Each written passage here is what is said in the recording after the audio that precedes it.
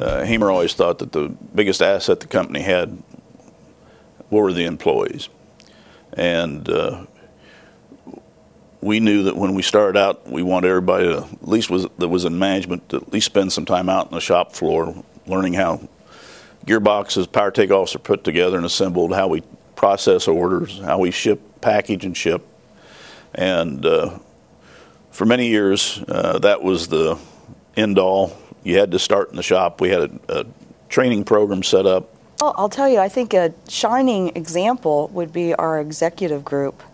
Ken Briner and Chris Fancher and Terry Walker.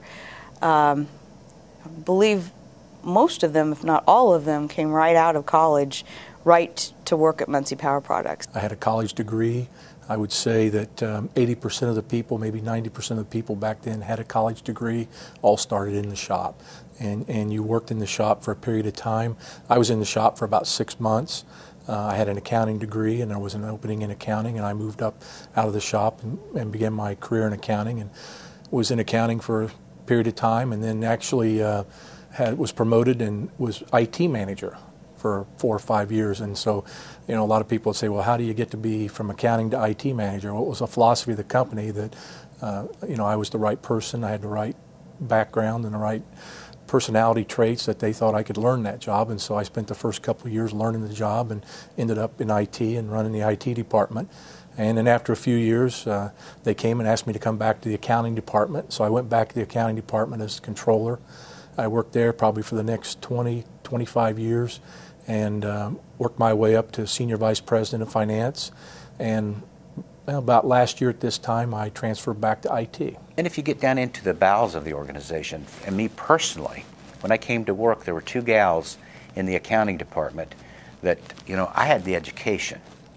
These gals had the street smarts. And they had been with the company from day one. And I'm saying that they're the ones that gave me the check mark and said, he's okay, he's going to make it. And to this day, I really cherish the memories of those 2 ladies, Jackie King and Mary Duffy, for what they taught me.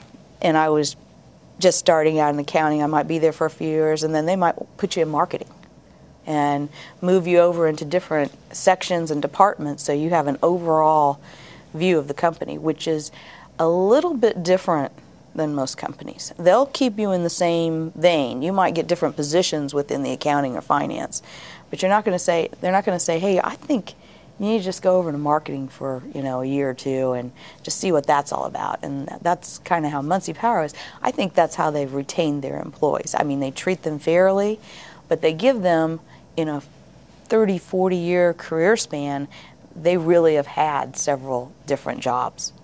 I'd like to think of it today still as a family. And you go back over the years, and I think I now 33 years with the company, and that's what it's always been, is just a family.